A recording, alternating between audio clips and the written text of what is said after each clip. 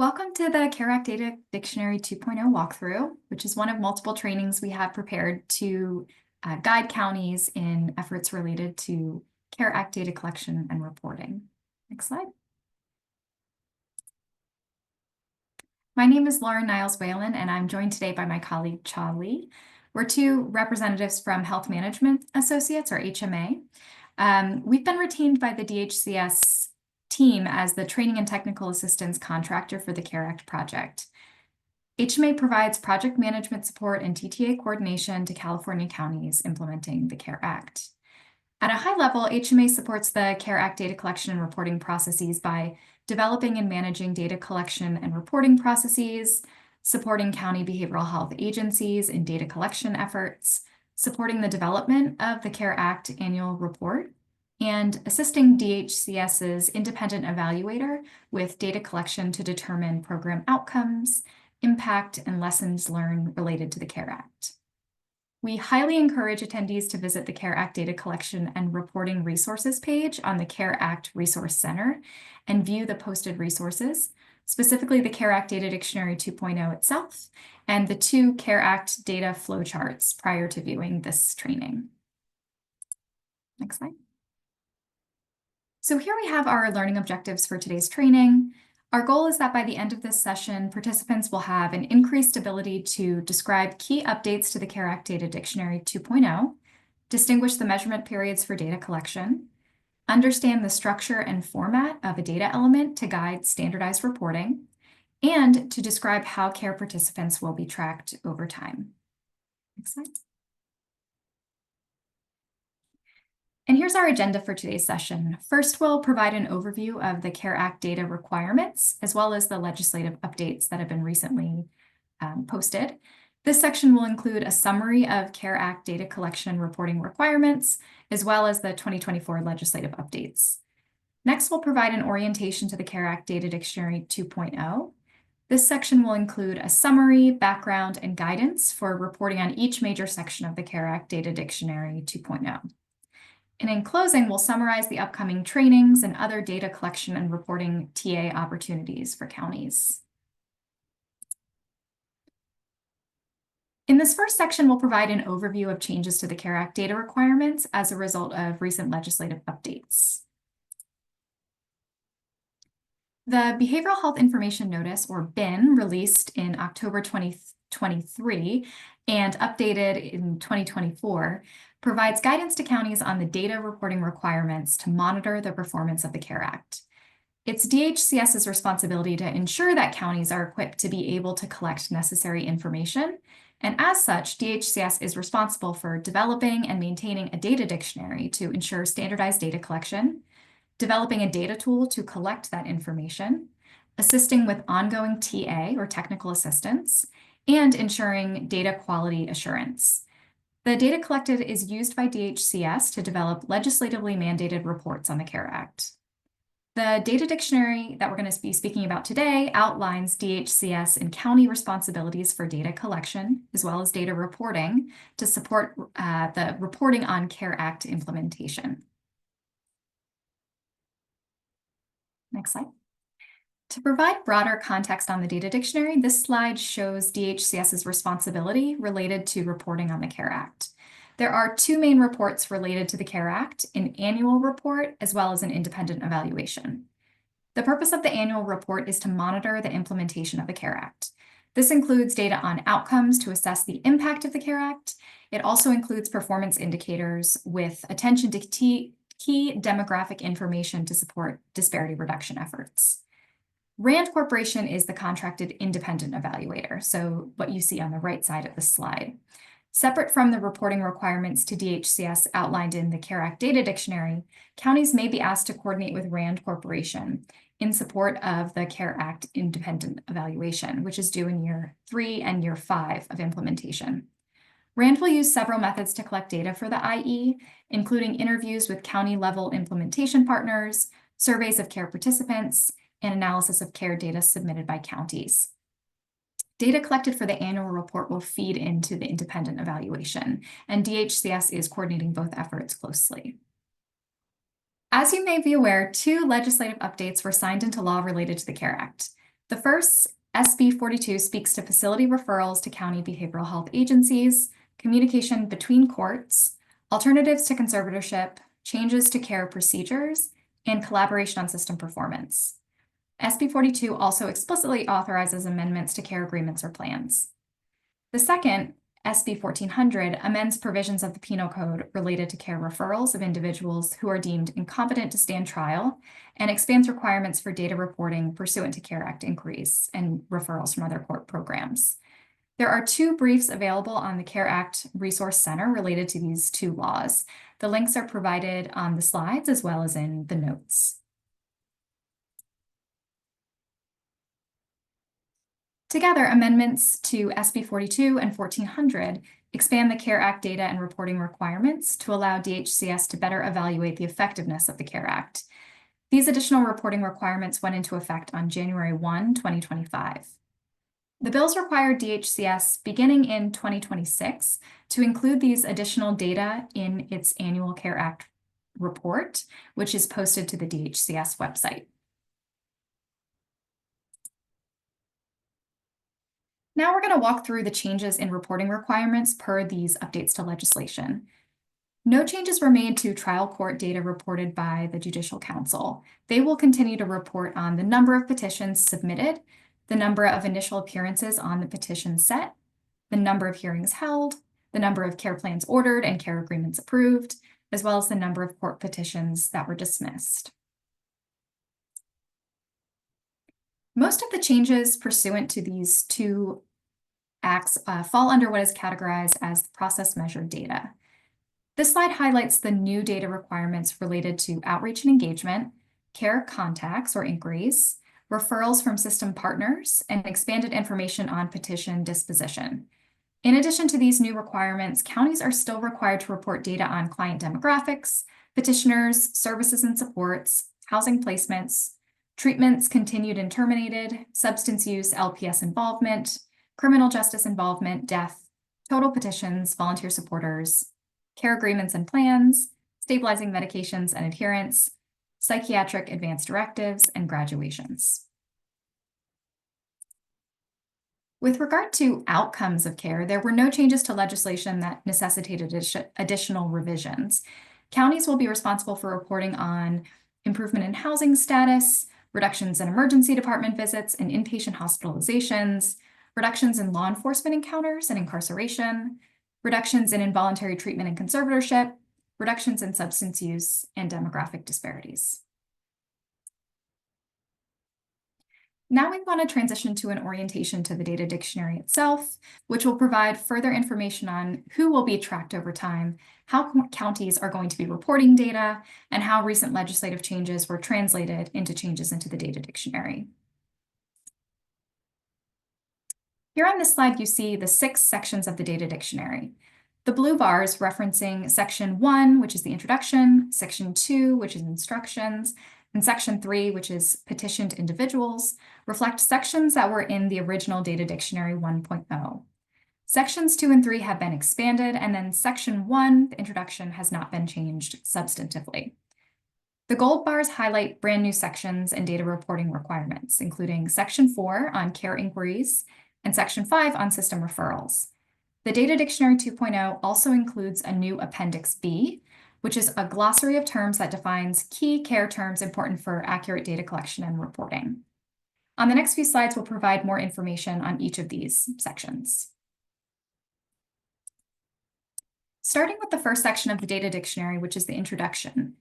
As I mentioned earlier, this section was not substantively changed between Data Dictionary 1 and Data Dictionary 2.0. The introduction section of the Data Dictionary details the purpose of the Data Dictionary for users. So this includes the provision of structured guidance for the collection of all required data points, the provision of standardized questions and corresponding value code options, the purposeful alignment of data to be reported with existing state and federal data requirements, industry standards, and evidence-informed typologies.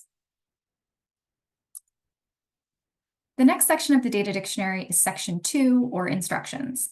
This section provides information on the navigation and use of the CARE Act Data Dictionary to perform CARE Act data collection and reporting.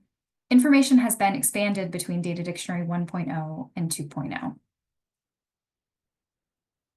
The main components of this section are one, general guidance and background information on data collection, including trial court data, care inquiries, system referrals, participant definitions, measurement periods, and data specifications and format, as well as information on data reporting, including how to access technical assistance and how to follow the required data submission and compliance standards processes.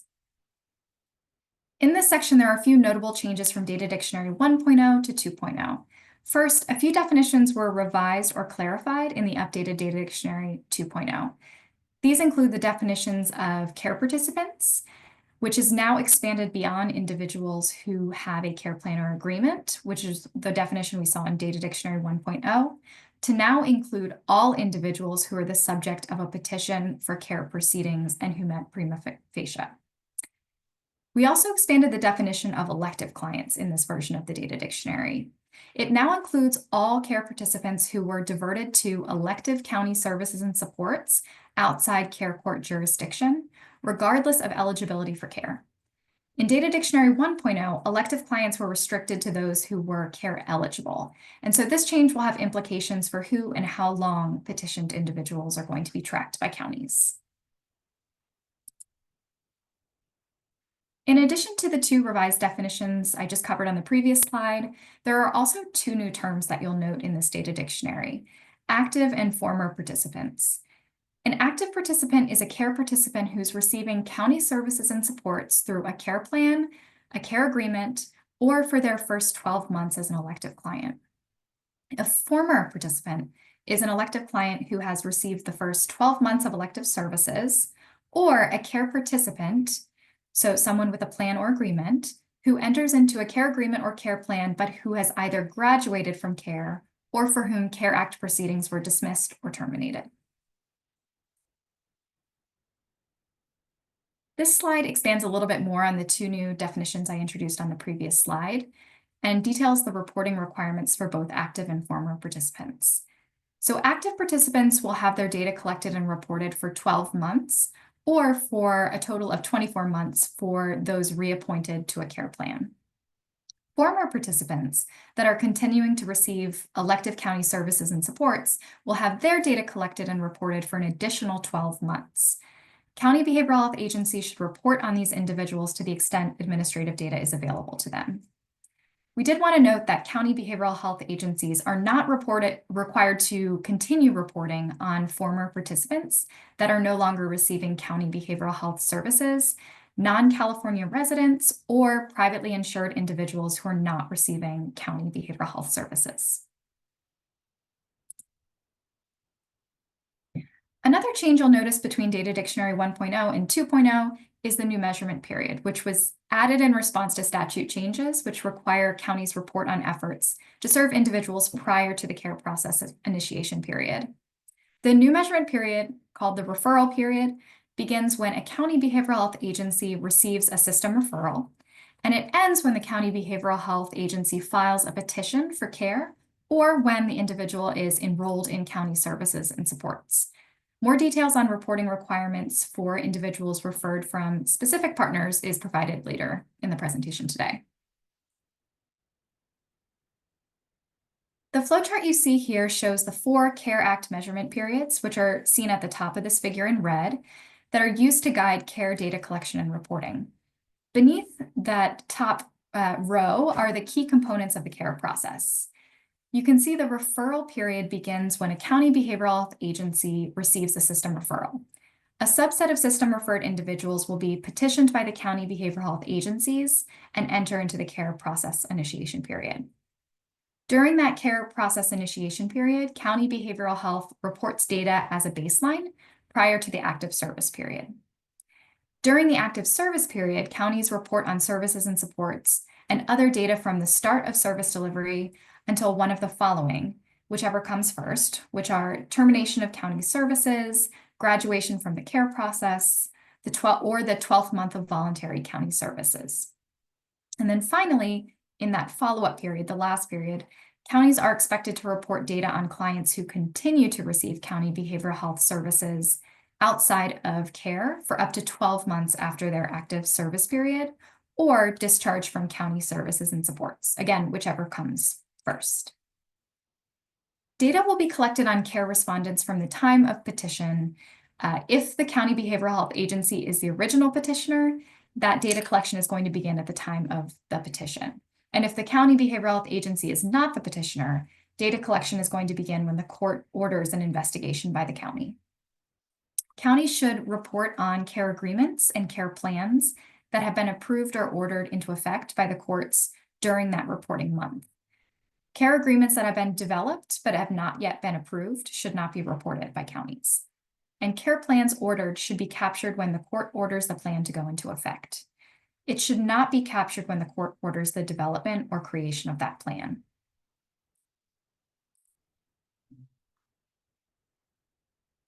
The instruction section also includes details on the process for submitting CARE Act data. Counties will collect data monthly and submit it within 60 days following the close of the reporting period. Counties can submit their data monthly if they prefer, or wait until the end of the reporting period to submit all 3 months in that period. The table that you see on this slide details the data submission deadlines based on the reporting quarters. So data from January 1 through March 31st is due in May, on May 30th, and so on. Next slide. This slide provides an overview of the 2 options county behavioral health agencies have for submitting CARE Act data. The first option is through SurveyMonkey. SurveyMonkey is a cloud-based service used to host the CARE Act data collection and reporting tool, or DCR tool. This tool might be best suited for county agencies that prefer a more manual data entry process. The DCR tool includes all logic, so it's only going to require data points be entered that are relevant to the client's current care status. We did want to note that counties that choose this option, the SurveyMonkey option, will be required to submit a total of 3 forms, 1 for each of the sections of the data dictionary. For county behavioral health agencies that don't want to enter the data into SurveyMonkey manually, they can use the Move It data submission option. Move It is an existing mechanism for transfer of data used by DHCS already. Counties will select one of 2 available file templates, option A or B, to submit their data, both of which align with the structure of the CARE Act data dictionary, including all of the new sections and changes that have been added for Data Dictionary 2.0. Templates are available for download on the CARE Act Resource Center. Importantly, although there are 2 options for submitting data, counties can only choose one mechanism to submit the data for each reporting period. To assure the quality of the data that's collected, county behavioral health agencies are required to meet a set of data compliance standards. The CART dimensions, C-A-R-T, shown here on the slide, are an industry standard quality assurance paradigm, which have been used by DHCS for managed care plan data quality compliance in the past. HMA will examine all data collected from counties for completeness, C, accuracy, A, reasonability, R, and timeliness, T, whether the data is submitted via SurveyMonkey or via Move It. Next slide. I wanted to end this section by showing you a little bit more about what's included in the instructions section, which is a orientation to how data points are being specified and formatted throughout the data dictionary. So as you go through the data dictionary and the specifications for each data point, you'll notice that they're all organized in the same way, which is consistent to how it was organized in Data Dictionary 1.0. So for each data point, you'll see a table that looks like this table here on the right of the slide, and it's going to include the same information for each data point. The WIC code section that's applicable to the data point, I won't name all of these, but the data point name, if there's a question associated, the question text, the data format, value codes associated with that data point, the data source, the variable source, and any additional notes or specifications that will be important for programming. With that, I want to turn it over to my colleague Cha Lee to take us through the next few sections. Thank you, Lauren. I am Cha, and I will be walking us through Section 3 of the Data Dictionary. Section 3 of the Data Dictionary, it is actually a section that details data point for petitioner individual. This section has been expanded since Data Dictionary version 1.0. Next. This slide right here it summarized the reporting responsibility for county court and county behavioral health agency. The Judicial Council is responsible for capturing and reporting data on trial court data for all petition respondents. The data JC collect and reports on, basically it is at the aggregated level. And as a reminder, court actually submitted data directly to JC. So if county behavioral health agency have any question, please reach out to the Judicial Council with the provided contact information. On the other side, for county behavioral health agencies, they are responsible for capturing individual level data on petition initiated by county BH, and also petition for which the court ordered county BH to investigate and file a written report. At the individual level, basic client information for all petitions that flow through the counties are required. This includes demographic information. For petitions that result in individual receiving county supports and services, county BH agency are responsible for tracking 3 distinct group of people. First, we are talking about client with a care plan. Second, gonna be clients with a care agreement. And third, gonna be the elective clients that we mentioned earlier. Elective client are now defined as care participant, individual who is the subject of a petition and who meet prima facie, who were diverted to elected county services and support, which resulting the petition from being dismissed by the court. As a very important note, we have data coming from JC and also data coming from county BH agency. DHCS expect alignment between the number reported for care agreement and also care plan. County BH agency and trial court are encouraged to communicate with each other to make sure that the number for care agreement and care plan, basically they align with each other. Yeah. Next, please. Here we lay out the main component for this section. This section map closely to statute 5985. And if we look at it, right, there are 3 new additional sections that has been added to it. The rest should be very similar to Data Dictionary version 1.0. The 3 new additional section that has been added. So first gonna be section 3.3b. That one gonna be asking for care participant and petitioner contact information. Second gonna be 3.3c, outreach and engagement effort. And the third one gonna be 3.3d, services and support during the care initiation period. Next, please.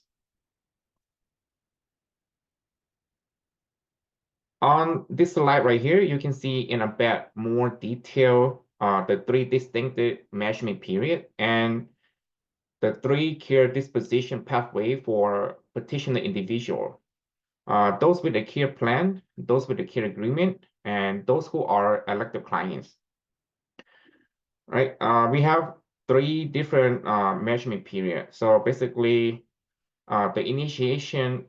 the care process initiation period, it began for all care participants, but specifically individuals who are the subject of a petition and who meet prima facie when the county file a petition or when the county is ordered to file a report. The care process initiation period ends either when a care plan is ordered, a care agreement is approved, or when the court dismisses the petition. Again, we will reiterate that even dismissed individuals who are receiving county services and support outside of the care process, as elected client will be tracked during their active service period, regardless of care eligibility. Active participant, as Laura mentioned earlier, are care participants who are receiving county services and support through a care plan, care agreement, or for their first 12 months as an elected client. The active service period is a 12-month period for all care participants or up to a total of 24 months for those who reappointed back to their care plan, basically. Once a care participant has been in the active service period for 12 months, or 12 or 24 months, depending on like their pathway, right? They will enter the follow-up period, which is gonna be the last period for data collection. When we look at the follow-up period, the follow-up period continue up to like another 12 months for all former participants, continuing to like receive county services and support. We mean like elective county services and support.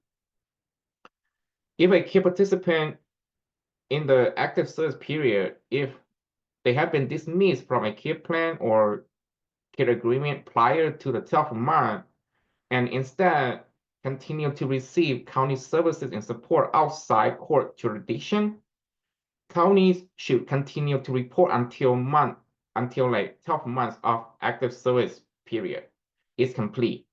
And then an additional 12 months for the follow-up period, right?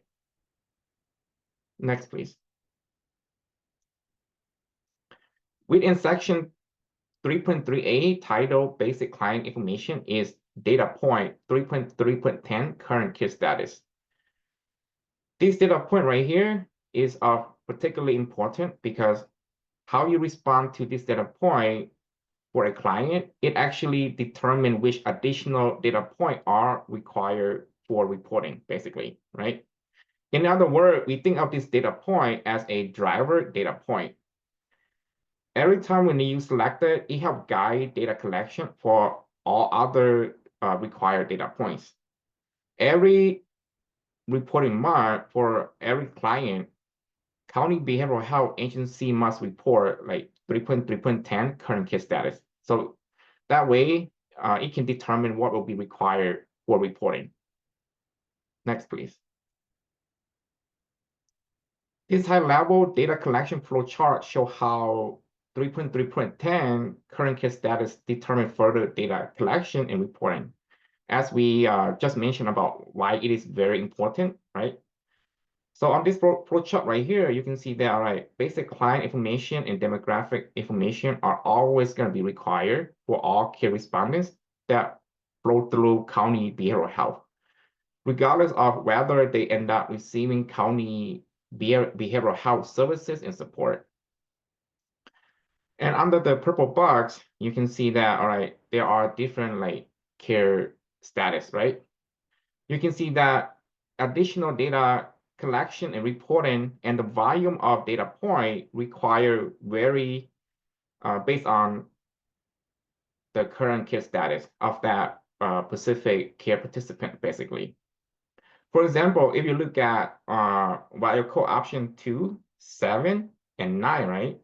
Those are the one who has been dismissed and terminated, right? That means they are no longer receiving county services and support. If you look at those compared to someone with a care plan or care agreement, they're gonna have fewer data point required for reporting, basically, right? And those one with a care agreement or care plan, they're gonna have a longer requirement for like all other data point.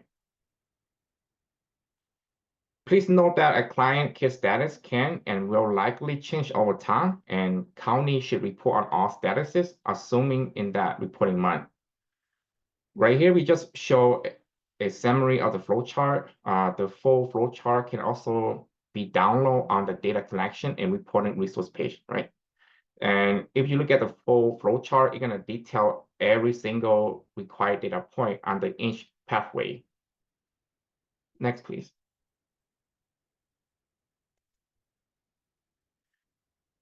We want to highlight the value code option for data point 3.3.10 current case status and the key changing from Data Dictionary version 1.0 to version 2.0. The major key changes for this data point include basically, right, first, the current care statuses are now organized under their relevant measurement periods to help county have a better understanding of how to use this data point, basically. Please note that county must report data for the care process initiation period under value code option 1 for every care client before reporting a different care status. The data point associated with value code option 1, basically why it is important. The reason is that it serves as a key baseline data, right? So that serves as a key baseline data. So we require all county to report that care status. Second, there is also a new value code option 9 that reflect termination from county services and support during the follow-up period, right? Next, please.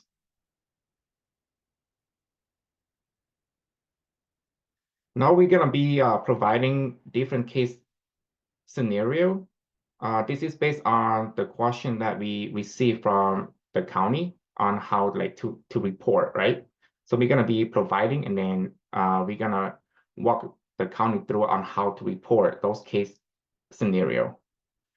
So the case we have right here, it is actually a client who has a very lengthy care process initiation period, basically, right?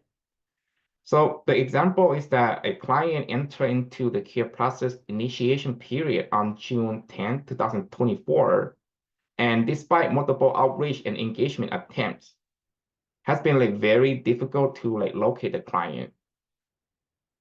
They are still in the care process initiation period as of February 10, 2025, right? So it has been a couple months and they are still in the first stage of the care process.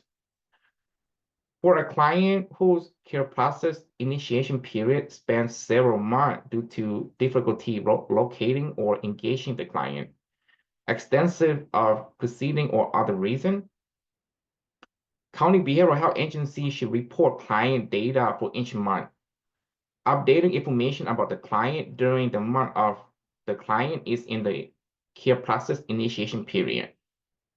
County behavioral health agency must now report on outreach and engagement effort and other services that may be provided during this period if the client remains in the care process initiation period in 2025. How about change of care status, right?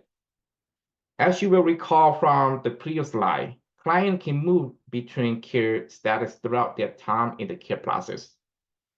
It is very important that data associated with each status is reported, as there are differences in the data point reported as client moves through the care process.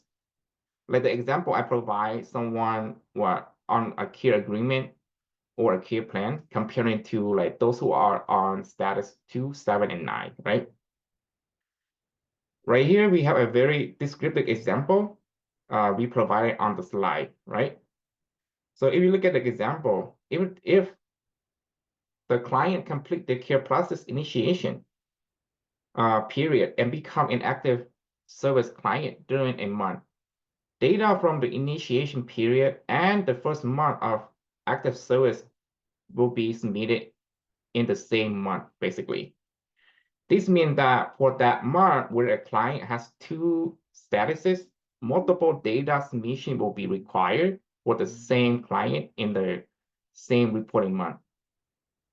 This will be covered in our later training on data submission, but at a higher level, it will look like, right? So for this client, right, it will look like you submit 2 survey for any individual in that specific reporting month, or 2 row of data for a single client if you choose to use the template, basically, right?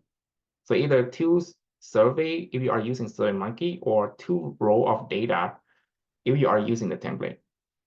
Next, please. How about change in care status post January 2025, right? So the first quarter of 2025, county are required to use data dictionary version 2.0, right? So if they have someone who roll over, how county gonna report that? When a change in care status occur for a client who participate in the care process across 2024 and 2025, county should report data based on the data dictionary version applicable to the month being reported, basically. For example, in a scenario that we provided right here, where a client enter into the active service period with a care agreement on August 1st, 2024, and then was dismissed on January 15, 2025, due to moving out of the county, right? County should do what? So county, basically, they should report data for August through December 2024 based on data dictionary version 1, right? 1.0. Under data point 3.3.10, current care status, option 5, right? So for care agreement. And then starting in January, right? So starting in January, we move to version 2.0. County should report data for January 1st to January 15, 2025 for the active service period.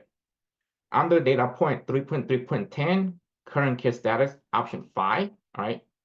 And then since the client has been terminated from the active service period, county should basically report again for option 7 under 3.3.10, right?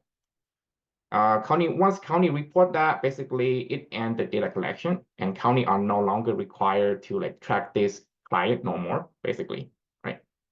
Next, please.